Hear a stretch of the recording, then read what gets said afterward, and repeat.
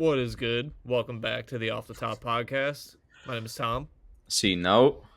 Make sure you press subscribe. We're here every week. We're talking music, hip hop news, whatever. We're reviewing new music. We got some good albums to review this week. We've had the Death of Slim Shady for a week now. We're going to talk about that, how we feel after a week. We got some bizarre and weird topics today. Joe Budden and Cardi B are going at it. I don't know if you saw that, but we got the attempted assassination of an American president in the past week, so that's kind of crazy. Yeah, and literally on the new episode of The Boys yesterday, they had an assassination attempt on their yeah. And they released a warning. It was funny. But yeah, the Joe Budden Cardi B thing is, I don't know if you saw that, but Joe Budden was just like saying a bunch of crazy shit on his podcast, and then Cardi B went on like Twitter Spaces or something and like did a whole rant. It was funny though. But then we got some other stuff. We're doing the Snot album today, Childish Gambino album today, and the Denzel Curry album today. So we got spoiled. We've been waiting on the couple of those. The Snot one we didn't really talk about too much leading up to it, but the other two we've been talking about for weeks. So we'll cover all that. We'll cover the news. Subscribe. Boy. Yeah, spoilers, some great albums. So I'm excited. How many great albums specifically? I don't know. We'll have to wait. The audience will have to wait for that. Well, it's been a week of the Death of Slim Shady. Yes. What song have you listened to the most times? It's definitely Evil. Holy really? Shit. It's just been, bruh, that second verse on Evil has just been on repeat literally all week. I guarantee mine's Brand New Dance. Yeah, I mean, if I looked at the stats. I really haven't even listened to shit else until these couple albums came out last night. Obviously, Childish, Gambino, and Denzel Curry. Sorry, I was having a blank there, but yeah, it's been M all week for real. And it's actually, speaking of that, it's the last Childish Gambino album that we're ever getting. Apparently, yeah. I don't know if he's releasing music under Donald Glover now, or he's just done releasing music entirely. I don't know, but he said he's going on a world tour with this album, and then it's the last Childish Gambino album. So okay, we'll talk about that later, though. So yeah, I mean, a week in, I don't feel much different about the Eminem album, though. Like, I still think it's like a really strong album. I feel comfortable with my score of like an 8.5, 9. Yeah, like I still kind of feel it's pretty strong. Yeah, if anything, I feel even better about it. I'm not even gonna lie, because now you get all the little fucking double entendres here and there. You get all the lines you might have missed on the first couple listens. So I'm liking it even more after the first week. It's aging pretty well after a week, but we'll see in a couple months and shit. But been loving it. I'll say that.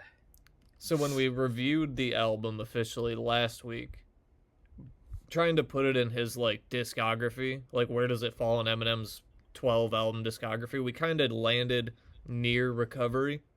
In that range of albums, better than his last decade, but maybe not as good as the first decade. It's somewhere in the middle. But Recovery also has 19 songs, just like the Death of Slim Shady. And we kind of put it in the same spot, so this only makes sense to do.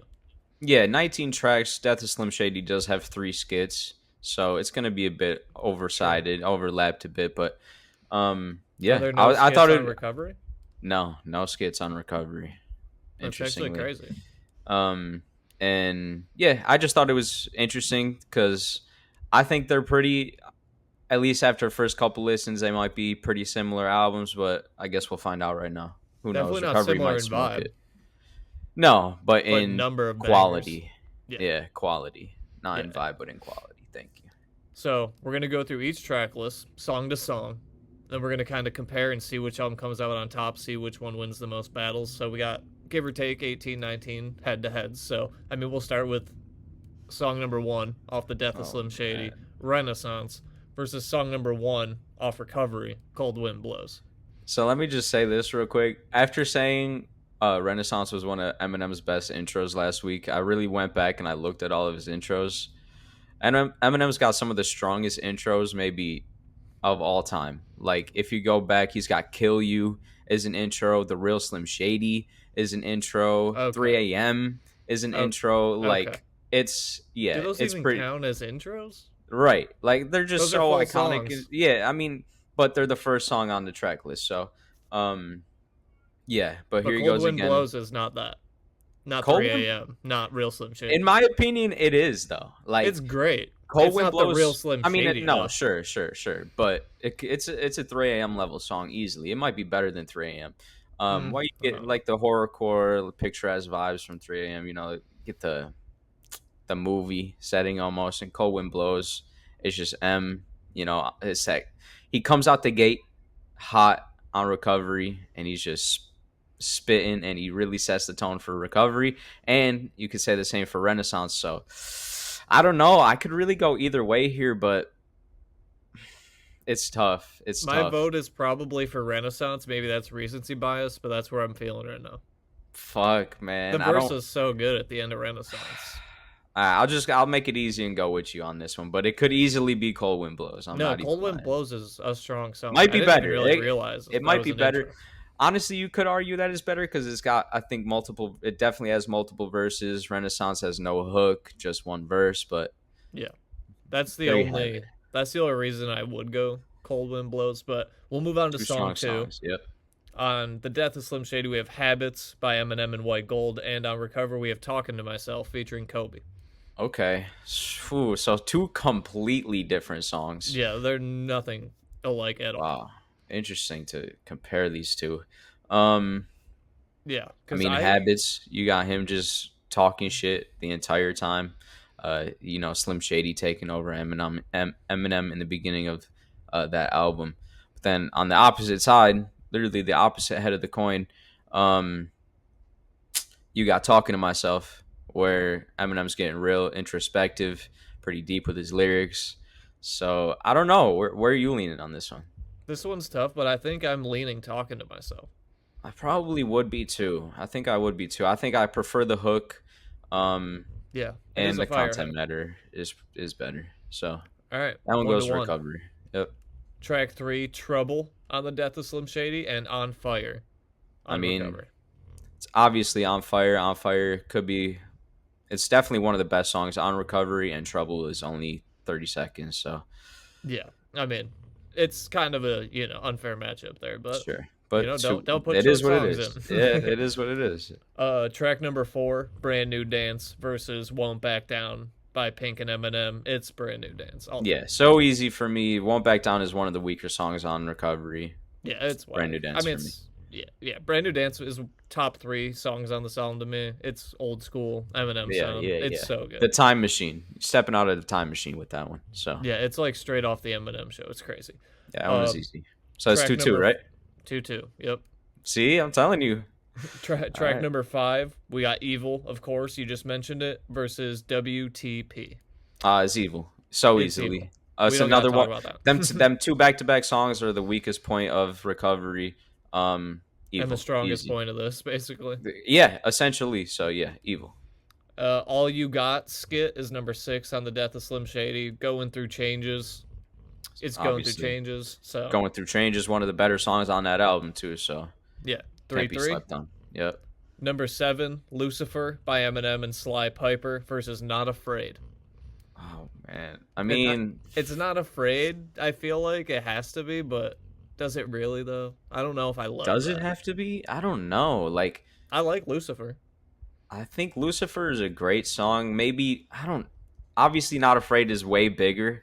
Obviously, it's like one of his biggest songs of all time, like a 2010 staple. But yeah, it's a huge song. Is it? Yeah, nah. It's a good song it's a huge song for a reason. It's Not Afraid there, sure. So 4-3 Recovery. Track number 8, we got Antichrist on The Death of Slim Shady and Seduction. Oh, on Recovery. Ooh, tough one. I'm going Seduction. Yeah, that is a great song. Seduction. That's so good, dude. Seduce. That's one of his best CD in the car, and I'm in every single slot, and you're not. Yeah. Yeah. And that's one of his best That's fucking hooks of all time. I'll go Seduction, even though Antichrist, you got him spitting. Yeah. Ooh, I don't know though that second Antichrist verse too. He taps into that fucking bag, bro. Like that, the wordplay is insane. But Seduction I guess might be my favorite on Recovery. I'll go the opposite on this one, and I'll say Antichrist. So I mean, I feel like we have to come to a decision. We have to. Okay, I guess. Or we don't have a score anymore. Seduction, sure. I mean, Antichrist is great though. That was the hardest matchup yet. That's definitely a tough one. Like, I could definitely go either way. Track number 9, Fuel by Eminem and JID versus No Love featuring Oh Lil Wayne. no! Yeah. Oh well, it's No Love. Obviously, it's like the best song I of the got 2010s. Fuel. No, dude. I got Fuel over No Love. Stop. Maybe I in a really couple do. years. No. I personally, it's a better rapping performances, I think. Debate. I'm lagging for some reason. My fucking Gatorade made me lag, but that's debatable. I don't know. Debatable. I don't know. And I don't know, bro. I'm trying to let my shit catch up, but I don't know. No Love is easily one of the most iconic songs of the 2010s. Maybe the most iconic song, Really? rap song of the 2010s, dude. No Love. I never hear No Love in public ever. I don't know if I Bro, ever have. well, it's not 2012. You know what I'm saying? When it was 2012, it was everywhere always till like 2019 it seemed like. But I'm definitely going No Love on this one. It's too classic. All right, I'll go with you on this one then. So all right. It's 5-4. Still Recovery's lead. Number 10, Road Rage, Eminem, Dem Joints, Sly Piper versus Spacebound. Spacebound for sure. 6-4. Easy. Number 11, we have Houdini on the Death of Slim Shady versus Cinderella Man. Oh Yeah. man. It's Cinderella. Recovery. This is where Recovery runs away with it, I think. Yeah, exactly. Number 12, we have another skit, Breaking News versus 25 to Life. Yeah, another great song. 25 to Life is so good. Yeah. 13, Guilty Conscience 2 versus 13, So Bad. I would give that to Guilty Conscience 2. Easy. What's the score? 7-5, right? Or 7-6? 7-5, I think. 7-5. Pretty sure. That was the 13th matchup. So it's 8-5 or 7-6. Or yeah. Okay, 7-6, I believe that. I don't know. We'll go back and check, but either way, it's pretty even so far. All right. 14, Head Honcho versus 14, Almost Famous. Ooh. That's a more fair, even matchup, I feel like. I mean, I do like Almost Famous. I would probably go Head Honcho, I guess. Sure. Just to give it a bump back up. This is actually gonna surprise you. So after Head Honcho, we went through 14 tracks. It's actually 9-5.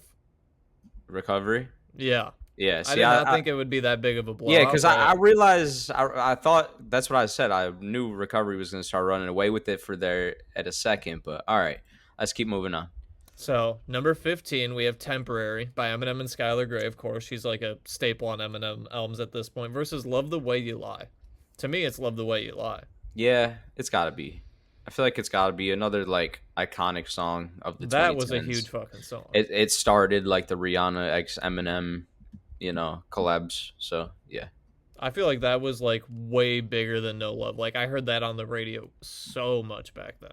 Like, so much. I mean, yeah, but that hit, like, the pop sense. You know what I'm saying? That was, like, Eminem's first pop banger.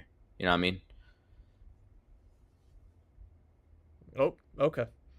Number you just keep freezing on me. You didn't hear me? Oh, I did. I was just letting you catch up because you were frozen for like 2 minutes. I'm good on my side. I don't know.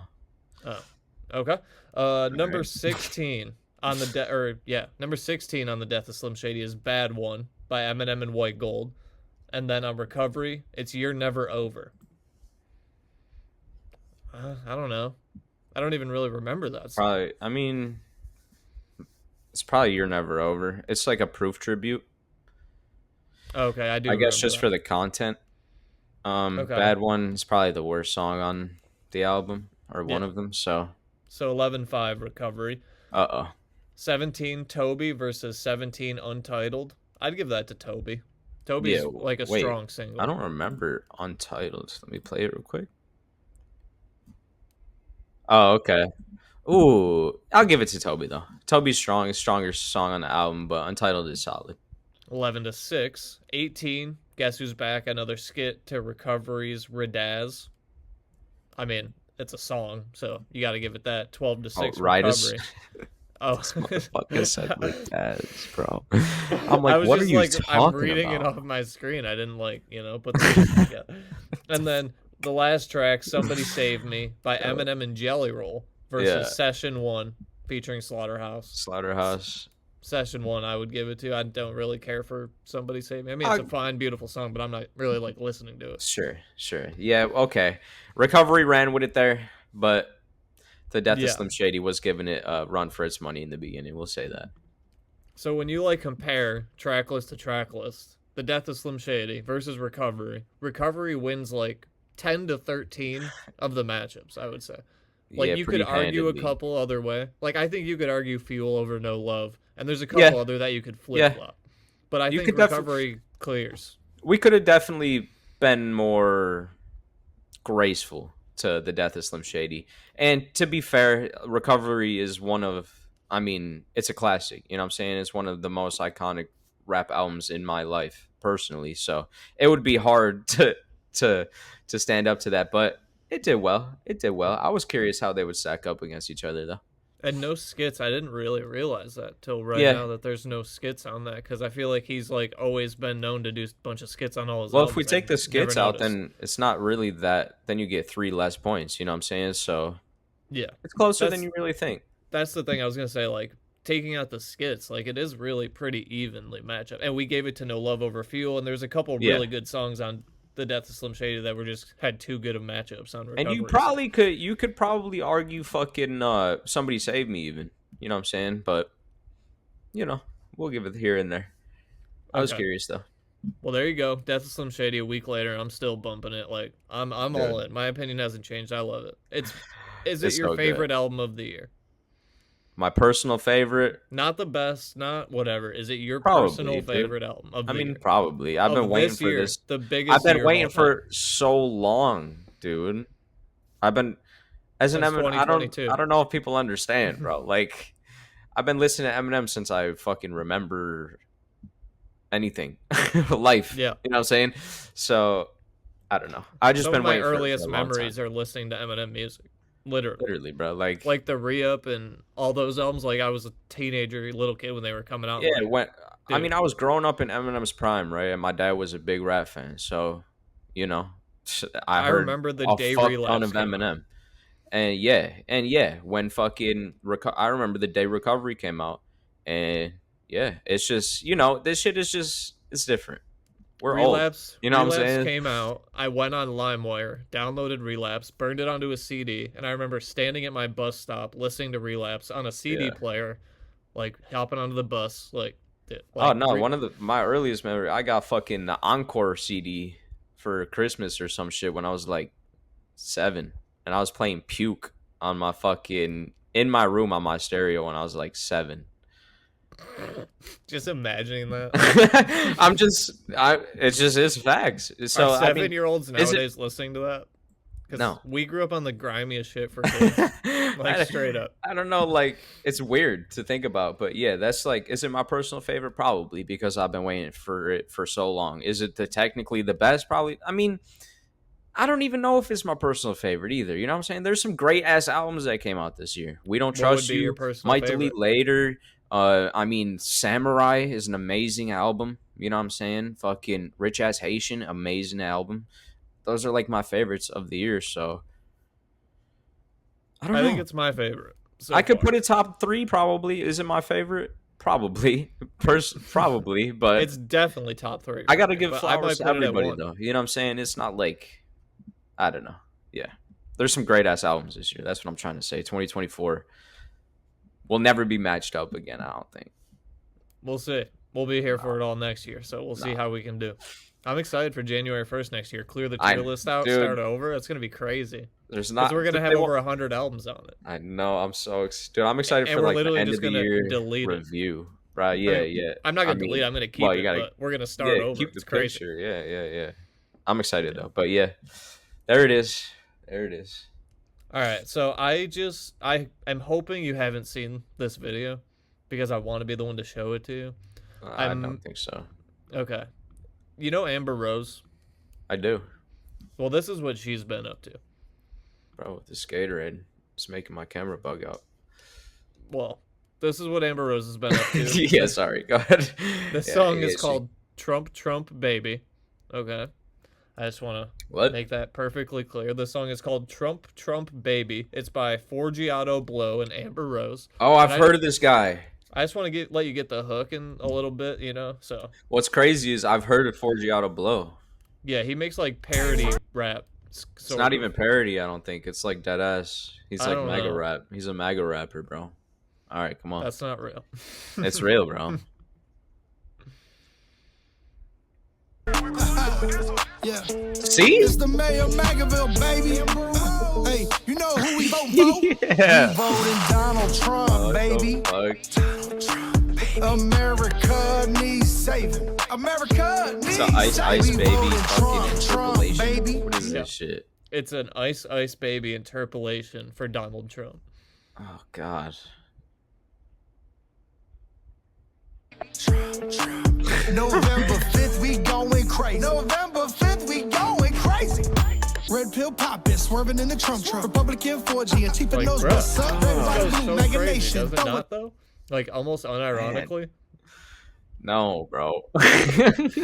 Oh, fuck. Democrat Party gon' take your freedom. Our president, cause they can't lead. Two-tier justice. I don't know. I'm excited to see, though. Okay. Put America first, we the big. FJB. What does that mean? FJB. Oh, fuck Joe Biden, bro. Yeah, duh. We voting Donald Trump, now this baby. is real rap right here, dog. America needs saving. This is real America now needs saving. 2024 is here, dude. Yeah, this is back, what we bro. needed. Election 2024 year, is new tracks. it's the best year of hip hop of all time, and this proves it. Trump, baby. November 5th, we going crazy. November 5th, we going crazy. Now we pledge allegiance to vote for Trump. There's a red wave coming, you gon' surf for what? I guess we'll see. Wait, she better. Why is she here? And God, I trust to take the devil away. Lock Joe Budden up and throw the key away. No. Your propaganda ain't gonna work on me. Yeah. Bidenomics is like you working for free. I demand reparations from every idiot. Period. For Joe Biden, boy, period. Period. Sleepy Joe is a fraud. Like, maybe it's just because like I smoked a little before we got on here, but That motherfucker said he's a fraud in the Oval Office. Oh shit. The media is the enemy of the people. The Democrats Look and what the Eminem fake did news to rap, man. It's like the OB-ho. FJB. You know, it's kind of like the What same vibe. Eminem did to rap, man, he ruined it. Fucking white people, bro. FJB. Let's go, Brandon. We voting Donald Trump, baby. America needs saving. America needs saving. We voted Trump, baby. Wow, why? What the fuck? How much did she get paid to be in this title? November 5th, we going crazy. November 5th, we going crazy. What? Dude, you could have AI generated her. You didn't have to pay her to come to your shit. All right, no hate. That's fire. No hate. No hate. That's fire. No hate. Bro. Okay. No hate at all. Well, there you go. That's Forgiato Blow and Amber Rose. Amber Rose literally just mouthed the words in the video. She did nothing. She definitely got paid to be there, which is kind of blowing my mind. To Trump, maybe she's like, I gotta be there. I gotta be in this Forgiato Blow video. Yeah, maybe you could be right. She's like, does she make music? Did she ever? Is she just a model? No, I don't think she ever made music, did she? No, she made music. Yeah. For some reason I feel like I heard her rapping like a Big Sean song or something from like yeah, Rap City times. Definitely made music at one point. Who was she famous for dating? Am I tripping? Was it Kanye? Who was she dating? No, Wiz Khalifa. She was dating for a minute. That's who it was. Yeah. But she bounced around a couple of rappers, like dating famous rappers though, didn't she? Yeah, bro. She's got music. Look her up on Billboard. Her name probably don't even pop up, but worth a shot. She's on Apple Music though. With what's her biggest song? Like, what's the #1 recommended song on her thing? Guy-Ho.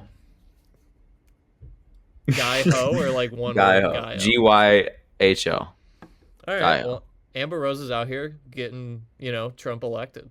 So shout out, I guess. Yeah, I watched that video. I was like, why is this real? Why does hey, look, we're a music review channel, and we're gonna review all of the music now. That's music, I guess. So there you go. Tom McDonald too. Fucking. He dropped the same day Eminem did. Yeah, about Trump getting shot. Oh, he dropped an album the day Eminem dropped an album. Nobody gives a fuck. And I never even heard about that until the other day. My neighbor told me. My neighbor listened. Your neighbor told. Oh no. You better put him on a watch asking list, him, I was like, "You listen to the new Eminem album?" Because he likes hip hop. He actually has my playlist. Sometimes. Oh, God. But he has my playlist. Like, I send him my Apple playlist, and like when I add stuff to it, he listens to like modern rap on it. It's like, "You hear the Eminem album?" He's like, "No, I haven't yet. I'll listen to it." Also, Tom McDonald just put out music today. I gotta listen to that first. No way he said that. He did. He said, the Tom McDonald. He literally said, "I'm prioritizing the Tom McDonald album over the Eminem album." Yeah. Solid.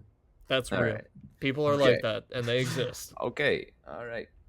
So, before we start talking about these albums, I want to talk about the Cardi B thing just a little bit.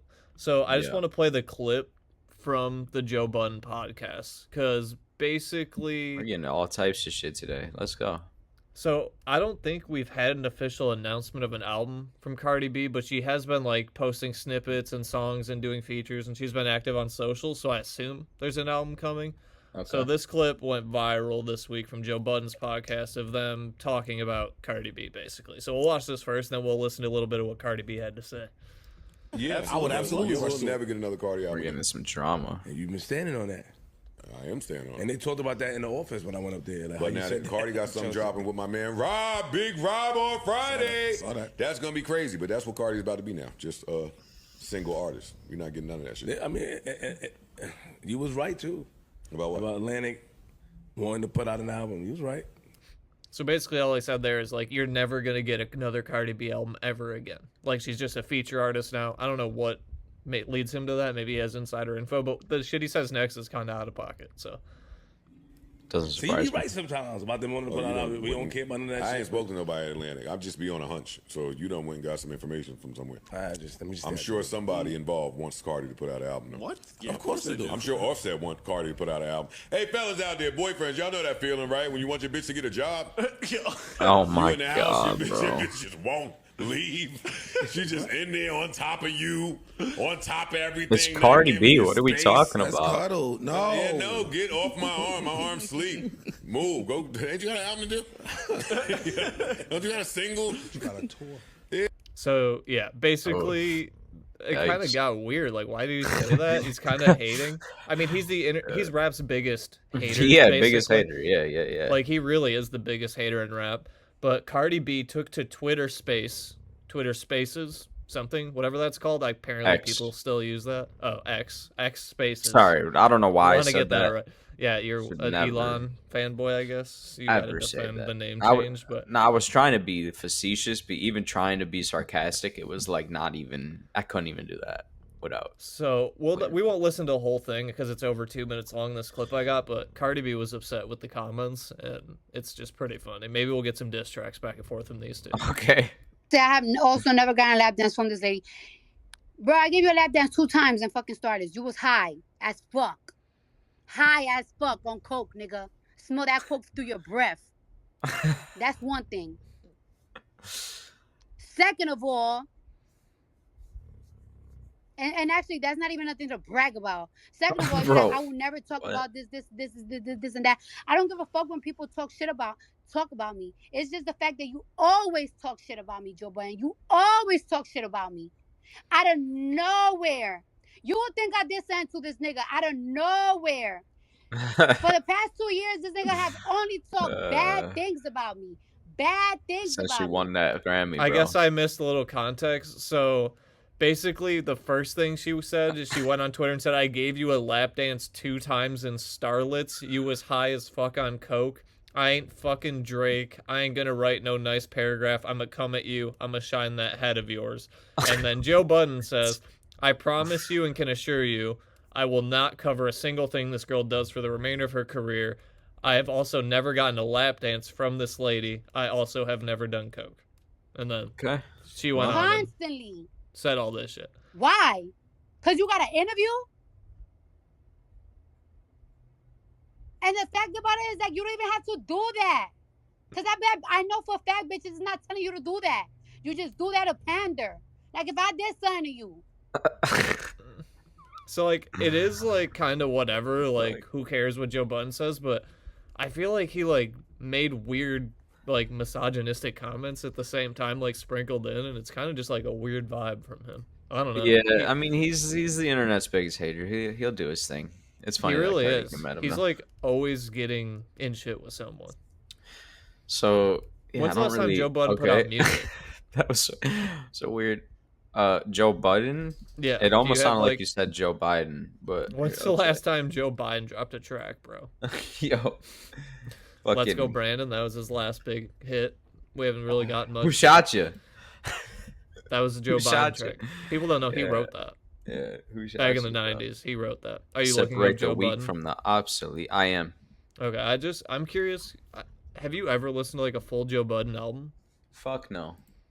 I was never really a Joe Budden fan, and I just like don't like him personally. Sorry, I shouldn't have said that like that. That was kind of rude. I mean, I don't. Based on what I see on the internet, I don't really like him. Like he just kind of seems like a dick all the time to everyone. Yeah, I mean he's a hater, bro. It is what it is. His last album was 2016. Okay, so he's not active. No. And Cardi B's like she has a rap album of the year Grammy, dude. Why are you hating? Yeah, she has rap album of the year Grammy, bro. Wait till she drops Invasion of Privacy 2 on your head, dude. Yo, then it's over with. Then there's a Joe Budden diss on Invasion of Privacy 2. Yeah. You never know, dude. It's really the year of beef, too. Like, so that was it? So he just said... He just, like, started talking shit on the podcast, and then they were, like, talking about lap dances and cocaine, like, I got dirt on you, and blah, blah, blah. And maybe we'll get some fire under Cardi B. No. I don't really understand the get up and get a job thing. I mean, it's Cardi B. Yeah. She's literally, like, a uber famous celebrity. Oh, yeah. All right. And called her, like, a bitch, like, straight public or national radio. Just, like, weird behavior. I don't know, man. Whatever. Joe Budden's got weird energy sometimes. So, do you want to talk about some albums? Yes. I do. We had some highly anticipated ones this week. Childish Gambino, Bando, Stone in the New World. Denzel Curry, King of the Mischievous South Volume 2. Mischievous. And NOT Viceroy. The 3 albums we're going to talk about today. Let's start with Snot. Okay. I like that. So, what do you got? What do you got for me? What do you think of What do I got? Well, it was a good album. You start off with a really tranquil, melodic intro with the angelic, almost vocals and the instruments in the back.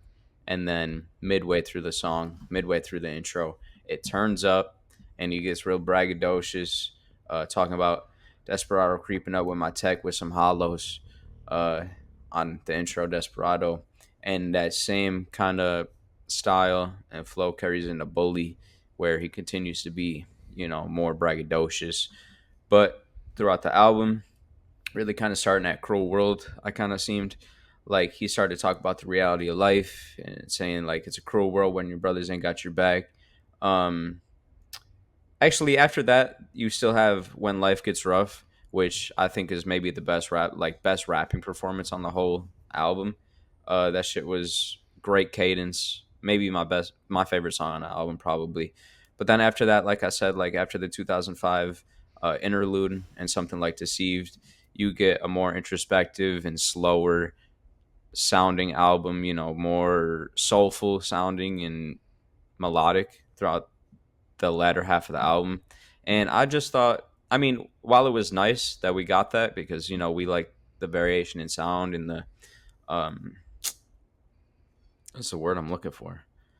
The variation? Fucking but when you're good, versatility is what I'm looking for. The versatility. Gotcha. So I enjoyed it, but the second half of the album, when he started getting a bit slower, more melodic, seemed a bit bit dragged out to me, and that's really it. Like, I felt like it could have been trimmed down a bit. The second half of the album, I preferred the first half a bit more because you get more braggadocious rapping from him. So that's just what I prefer. Overall, good album, good production. And it was versatile. So I give it like a 7. Okay, yeah, I mean, I like the first 4 tracks were pretty solid. I like the first 4 tracks a lot. Like you said, the first half is like more rap and dark vibe and stuff like that, and then it gets kind of like melodical and stuff toward the second half, which it's kind of like literally split in half in that way. But I really did like the first 4 tracks, and then You get like the more melodic, vulnerable stuff. I did like some of those songs though, like "Deceived," "Help Refuser," and "Lonely MF." I liked those songs. Like I liked a few of them. Yeah. He played, I like that he played with a couple different sounds and stuff, but I wasn't like anything crazy to me. I didn't like love it, but I still liked some of the slower melodic songs. I liked the first 4 tracks. I like Desperado, Deceived, Help Refuser. Like there's good songs on there. I just feel like in this year, especially 2024, like with all the stacked albums we got, Viceroy by Snot is like pretty middle of the road. I'm at like a 6.5. Yeah, I mean, we're around the same area. I think there's some good songs on that latter half of the album. I just feel like it's a bit dragged out, and that's really it. Yeah, good album though. I fucked with it, and I like Snot as a rapper. I really enjoy because he is versatile, and when he does get into his rapping bag, he gets into that like his cadence. I really fuck with his cadence and his voice and his flow. So yeah, I'll be going back to When Life Gets Rough, Bully, songs like those, Desperado. Well, in the context of this whole year, with all the albums we've reviewed so far, where does it go on the list is the question. Oh my god, dude, there's so many now. Because I'm probably in good, not great, if we're being honest. Like, that's kind of where I'm at with it. Maybe at the higher end, like, I'd even probably be comfortable putting it above Kenny Mason at the top. But that's, like, where I'm at with it. Yeah, I mean, I would be at the bottom of a few misses, probably. So, we're definitely around the same area. I think that's probably pretty good. I'd either put it there or behind Rhapsody, probably. The Thames album, I mean, I don't really go back to. You know what I'm saying? While it's a good album. I don't know, though. You know what I'm saying? We'll have to refine this shit later in the year. How's that? I put Snot in a few misses and I moved Thames down to the top of this tier. So right, because have you even like visited that album at all? No, but there's been too much to listen to. I haven't had time. Well, that's what I'm saying. But there are albums on here that stick out though. Like the ones at the top, I revisit. The ones at the top, I'm revisiting. Like all of them, all the way down to fucking. All the way. First 2 tiers, yeah. Like all the way to the Joyner album, basically, I'm still listening to. Yeah. So. There's just so much good stuff this year. It's hard to... You got to come with something really strong this year if you're trying to get into, like, the top couple tiers of albums. Like, there's just so much good stuff. Yeah. All right, so, nothing crazy there, but let's do Denzel Curry next. King of the Mischievous South, Volume 2. We've been waiting a while for Denzel music. He's kind of like a underground legend, mixtape era legend, Dat Piff legend. Like, he was... really big in those mixtape times back in the day when everyone was downloading music on Dat Piff and putting out free mixtapes. Like, he was huge then. But we get a full studio album from Denzel, King of the Mischievous South. It was like... Volume 2. Really... Yeah, Volume 2. True. Can't forget that. It was really like a high energy and fun vibe throughout the project, I thought. There was like a lot of high energy songs, which I liked. Like, a lot of the albums this year, I feel like have been like so chill and mellow like the whole time. I don't know. I just like some of the higher energy stuff. This is definitely that. Normally, I don't like every single song on an album having a feature either. Like, generally, I wouldn't, like, say that's a good idea, but for some reason it works here. I think it's kind of seemed like he was just trying to, like, make an album that's just, like, him having fun with his homies. Just, like, getting on there, spitting bars, getting his friends on tracks and whatever, and that's kind of how it came out, in my opinion. I thought there was an intro, 3 interludes, and an outro. So there's 5 songs that aren't songs on a 15-song album. So there's only 10 real songs. I thought that was like, okay, we don't need all these interludes and outros and intros. But the 10 songs that are actually there, I basically liked all of them. Like, were there any actual songs that you really didn't like? I didn't really think there were any for me. No. Nothing too crazy, meaningful, or deep lyrically, but it just seemed like they were hopping on, having fun, getting a bunch of features, and throwing like a collective style project together. I don't know. It's just like a ton of different people with verses, nothing like crazy deep and whatever. I thought it was fun. Set It, I liked. Hot One, I liked. Black Flag, Freestyle, and Sked are probably my top 4. 2 of those were singles, but I really like Sked. That might be my number 1 song, Sked. I'm at like, score-wise, I guess I'm at like a 7.5, probably. Yeah. 7.75 maybe. I thought it was great. I mean, it's a pretty good breakdown. Like you said, you mentioned the features. Um, it's the King of the Mischievous South, so it was really paying homage, a lot like that Mexican OT's album, uh, to the South and the Southern style and Southern sound. You got rappers like Ski Mask, obviously Mexican OT, Kenny Mason, uh, Two So many. Chains, Yeah. uh, Tia Kareem, all these people from the South. You know what I'm saying? So he's paying homage to where he came from, where he grew up. I thought it was a great concept to feature everybody. Like you said, it's kind of like a collaboration effort throughout everybody. And you get a variation of different sounds, because I felt like everybody brought their own little piece of style. You know what I'm saying? And on this album is probably one of my favorite songs of the year with Black Flag Freestyle. Denzel and the Mexican OT are a great combo. Both of them killed their verses. They both got great punchlines. The Mexican OT talk about, I'm beefing with alligators because I killed their cousin just to make his bitch ass into boots. Like, that's just great. And then you got and fucking... probably a true story. Right. He's beefing with alligators, bro. Like, that shit is just... It's just witty. You know what I'm saying? I fuck with that shit. And then you got Denzel on the other side saying, if my music made you deaf, then bitch, my jewelry made you blind. Like, they just worked so well together. I thought there was great punchlines all throughout the album.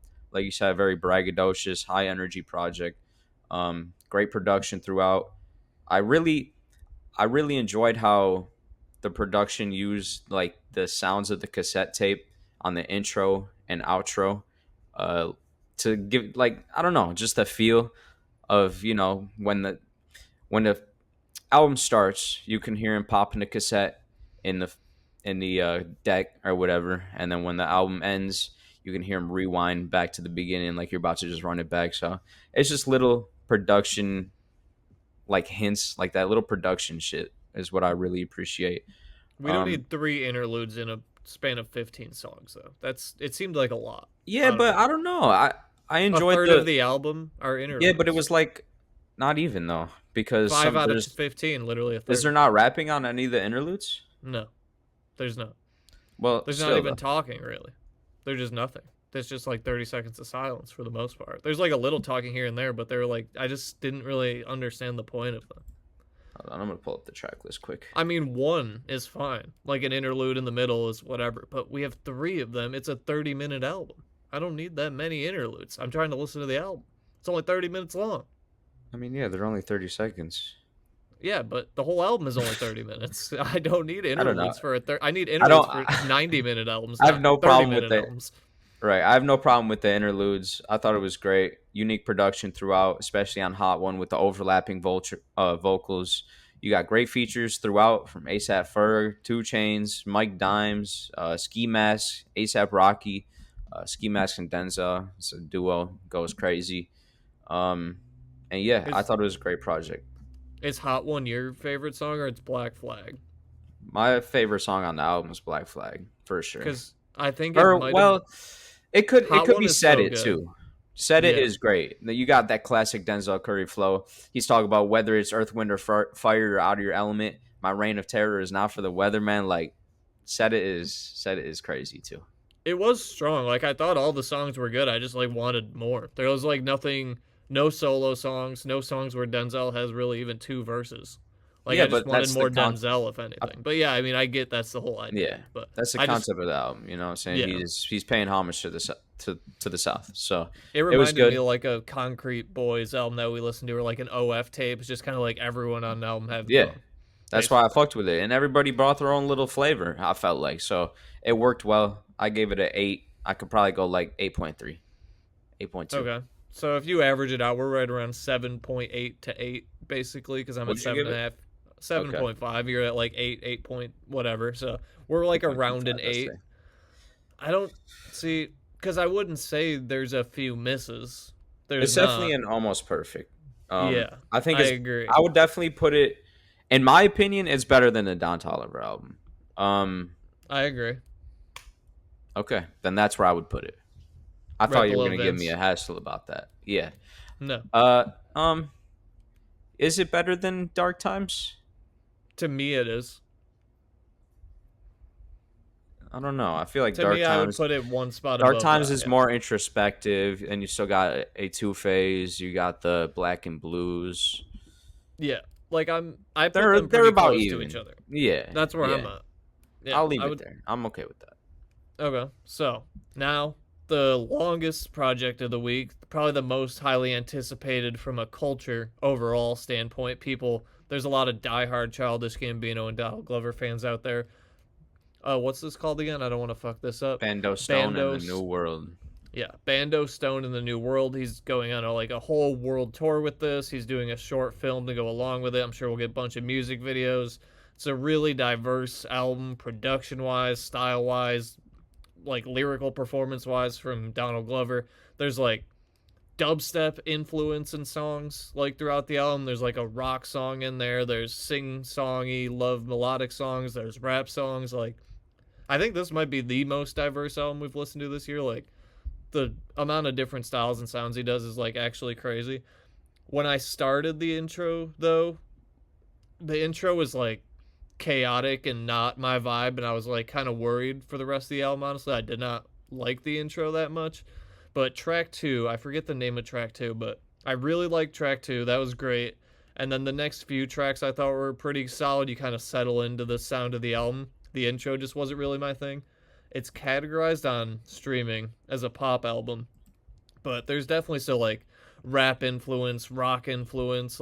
There's definitely rap elements to the album. I wasn't really sure what to expect from a Childish Gambino album this year because it's been so long since he's really released music, a full new project, but I thought it was pretty good, honestly. There was, okay, so you had the slow love songs like Real Love and Dadvocate, which I really liked. The rap songs like Talk My Shit and Yoshinoya, which I really liked. The more electronic dubstep stuff I didn't like the intro.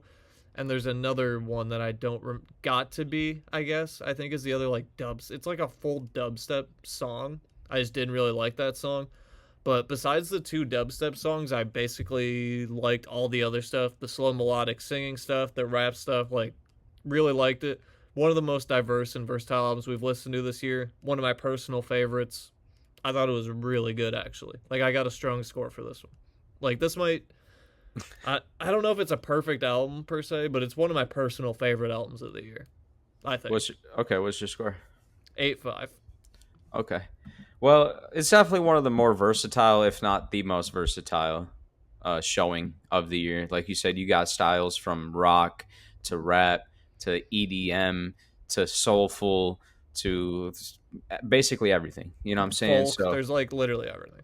You got everything. So you start off with a futuristic, very eccentric intro. You know what I'm saying? It's very in your face, in your ears. Goes into a heartbreak story, telling from the view of somebody named Cody LeRae. And then after What's that, track 2's name? Sorry. Lithonia. Oh yeah, I did like that one a lot. Yeah, so on Lithonia, you got him talk about Cody LeRae. And then he goes into Survive and being more braggadocious, and he says, "Oh, actually, nah. Okay, So this line, this one specific line in this album, on Survive, okay, really struck me because this is I don't know what you're gonna say. Weird. Okay, so it was just a really memorable line for me for on the year. He said, "You want some fresh and fit shit talking about body counts." You don't even all right, so there's okay. Fresh and Fit is a weird drama YouTube channel.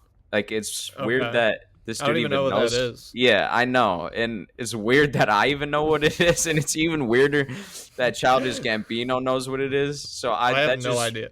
Yeah, that's why it kind of took my whole thought away right there, because that shit was It weird, does ring a bell now, the name, but I don't know what it is. Really. Yeah, no, this it's so weird. He said, "You want some fresh and fit shit? Talk about body counts," because all they do is talk about degrading women and shit, essentially. So fire. I thought, to them. I thought that was a funny line. But to get back into the actual review, it was an insanely unique and diverse performance.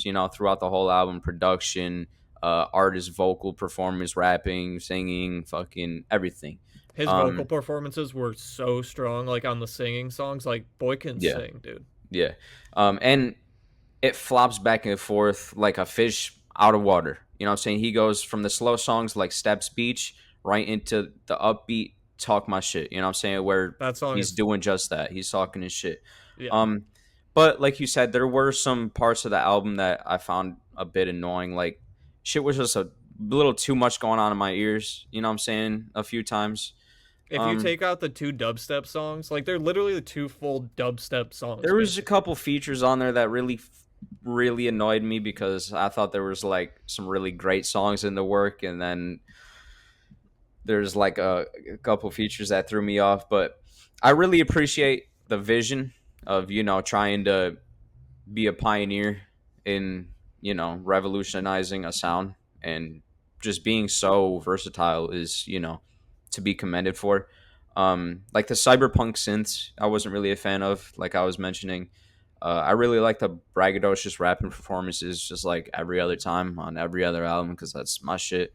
On Yoshinoya was probably my favorite song on the album. So good.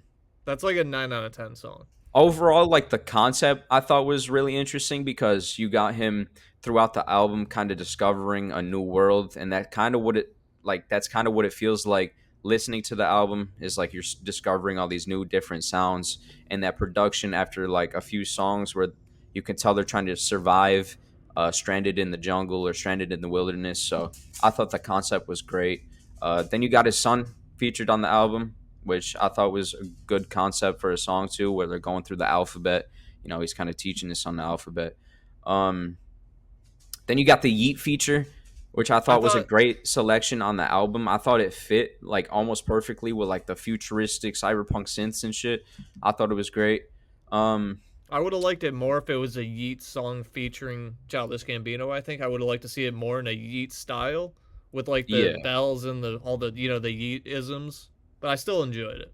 Yeah, I mean, the gripe I had with that song is Yeet's part was too short. It was only 30 seconds on like a 3-4 minute song, I think. Yeah. But the production was great. Even in songs like Cruisin', I love the usage of the frogs, you know, as one of the main staples in the beats, where the frogs are just in the background going crazy. And that kind of plays into the concept of being lost in the wilderness too. So I thought that was interesting. But overall, I appreciate and enjoy the ambition of the album. But yeah, I felt like a few parts were kind of annoying, and the track list felt a little scrambled. I mean, yeah, it's not even like there's like rap, rock, rap, dubstep, country, folk rap. Like, it's like all over the place in no order. But I mean, there's really good songs on there. His vocal performances are so good. The production quality is great. Like, every song sounds sonically just like really good. Like, nothing like it sticks out as bad to me besides the dubstep shit. I was just like, I don't. Okay, so I know this is like childish. Sorry, yeah, go give me your score. My score is a 7.5. Okay, so like this is Childish Gambino's last album. We don't know if he's putting out music as Donald Glover after this. I assume so. But I think that the reason these electronic and dubstep songs are even on here is because he's like super focused on the live shows and the tour as like part of this album experience as a whole. So I think those will be fun to like listen to live at a concert, I guess, and like makes just sense. Hear them live. But like when I'm listening to it personally, I just don't really care for them. Yeah, like I said, overall, like I appreciated the vision and the ambition and shit, but like them few moments where you're like, okay, this shit is just like too in my face, too much going on in my ears. It took away from the album a bit, and yeah, the scrambled track list, and that's really it. So I gave it a 7.5. And there's no songs that stand out to me where like me personally, I'm like gonna really go back to. So there's actually like 5 or 6 for me that I'll like go back to. Like, this is definitely one of my personal favorites, top 5 for sure. Oh, this is gonna be tough then. I mean, what tier? I mean, I gave it a 7.5. I mean, it's definitely an almost perfect to me. Like, it's better than all 3, 4, yeah, 5. I mean, I would definitely put it in almost perfect too. I mean, yeah, because I'm probably at like there. I mean, if that's where you are, then I feel like we got to put it like in between Dark Times and King of the Mischievous South, because you got Dark Times over this. I think I would, yeah. Personally, I mean, that's the thing. Like, I appreciate the ambition and the different sounds and shit, but like, there was a few few moments, and I just felt like the runtime was a little long. But I mean, the concept is great. You know what I'm saying? Being like discovering a new world within his music, and then like the rainforest sounds behind him and shit. Like, it is a great concept. So you just leave it. I don't know. But I mean, I thought the Childish Gambino album was like pretty strong. It was better than I expected it to be. Yeah, like I thought it was better than I thought. I had no idea what to expect, and I didn't either. It went to show throughout the track list, and that, you know, while that is a good thing, it could also be a bad thing. You know what I'm saying? Because while you're so versatile, you play to everybody. There's gonna be shit that people don't like. You know what I'm saying? So I appreciate it and I commend it.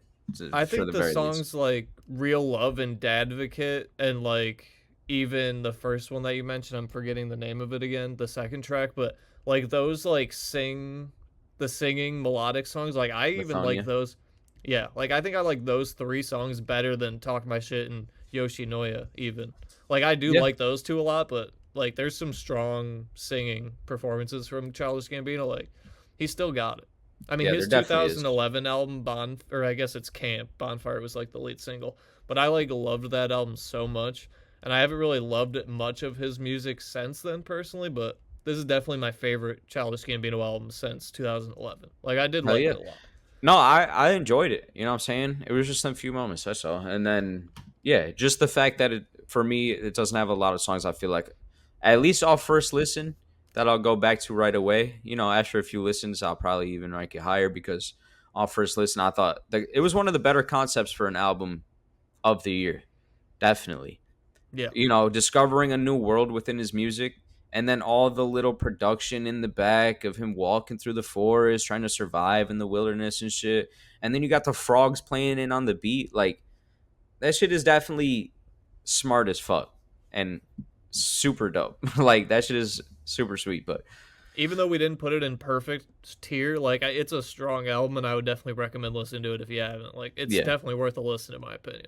Yeah, it's just the fact that it's so versatile that it can't be a 10.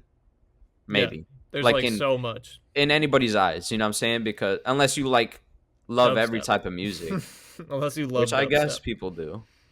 Yeah. But I just thought the dubstep was so random. And I was like, why is this here? I guess he was, because I watched his Hot Ones episode with Sean Evans, and he was like talking like, I'm making this album, I'm doing a world tour, and then I'm done as Gambino. Though. So I was like, okay, I guess this makes sense as like a live show song. Like he wants to play these live and get people hyped.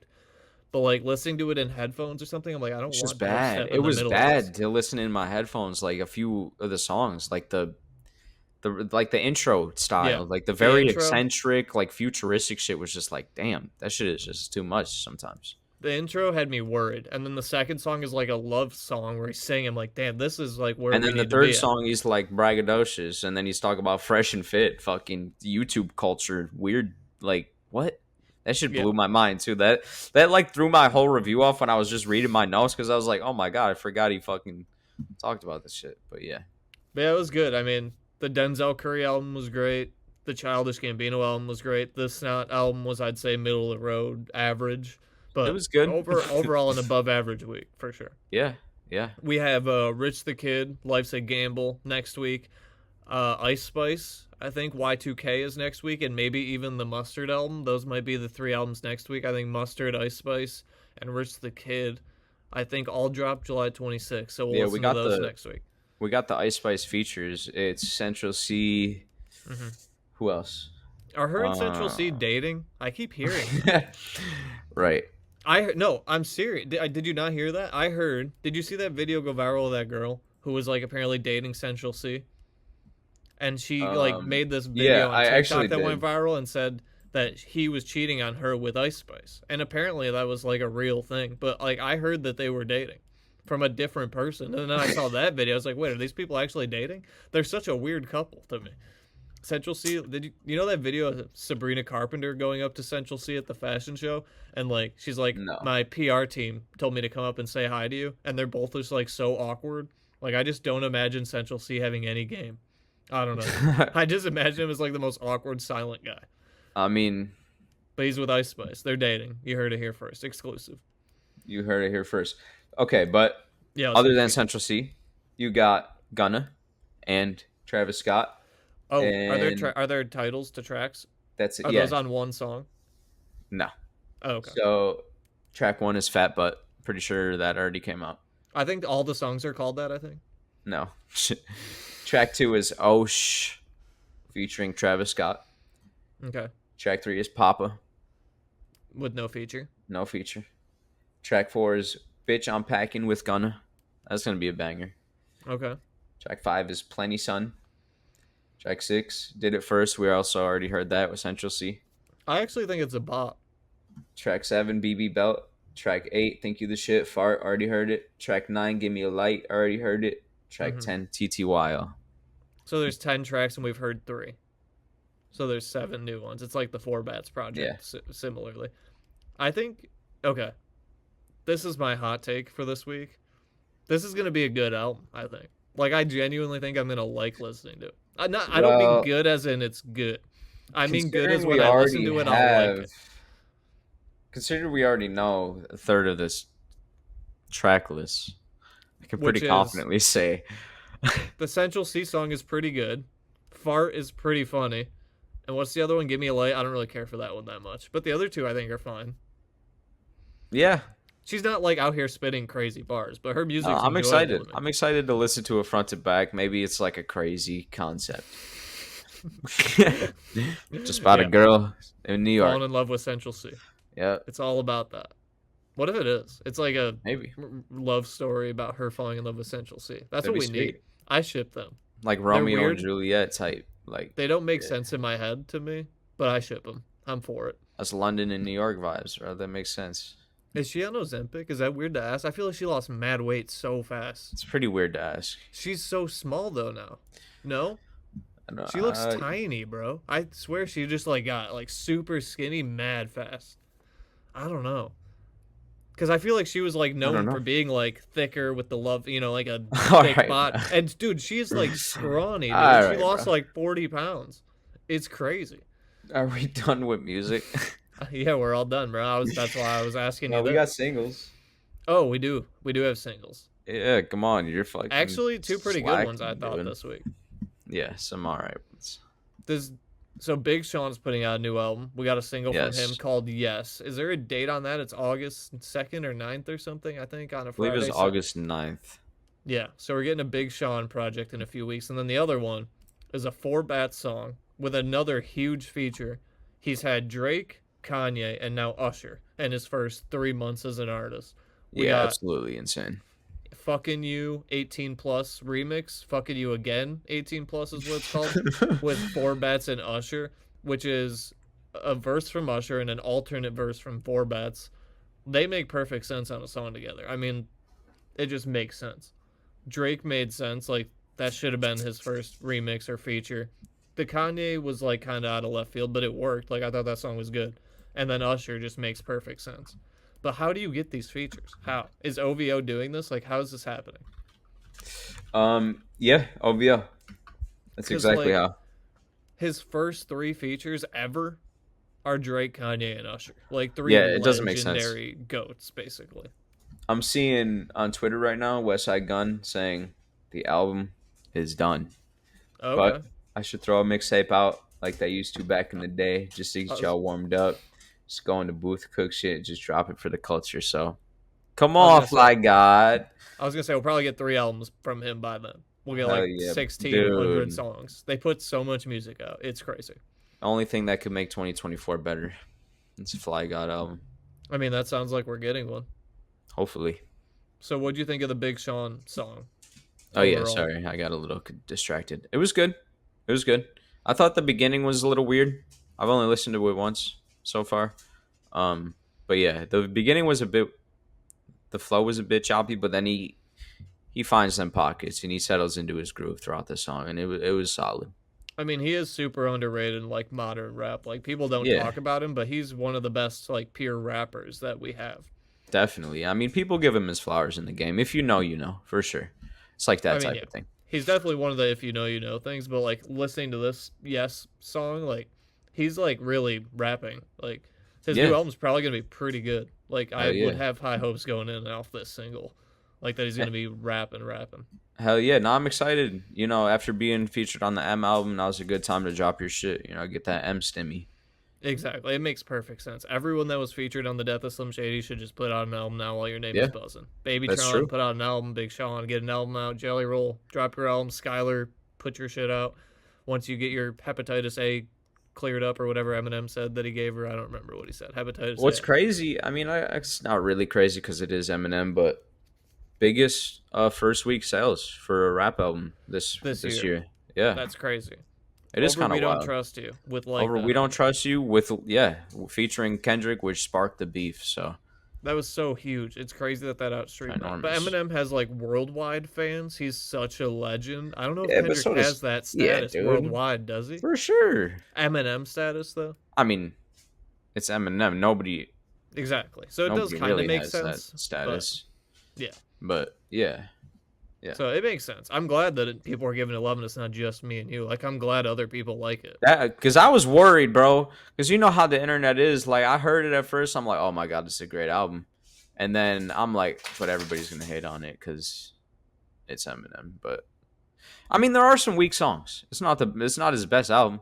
You know what I'm saying? And we sat here today and said it's probably not the best technical album of the fucking... It's not better than Recovery. We made that clear. Yeah, we made that clear today. So, it's great. It's not... It's a good album. Yeah, like I'm still like right around. And it made me happy as an Eminem fan. So exactly, it's good for me. I don't care what any of you say. I love it. It's good for us, yeah. But all right, make sure you subscribe. We appreciate you being here. Like I said, new albums to review next week. New news to cover. New news. We got new news. Always new news. Say that 5 times fast. Make sure you subscribe. We love you. We appreciate you. That's all I got. That's all it is, man. All right, peace out. We'll see you next week. Yep. It's Off the Top podcast. Got you laughing like you hit the gas pack. Show is crazy like you watching Mad Max. Every other podcast is mad whack.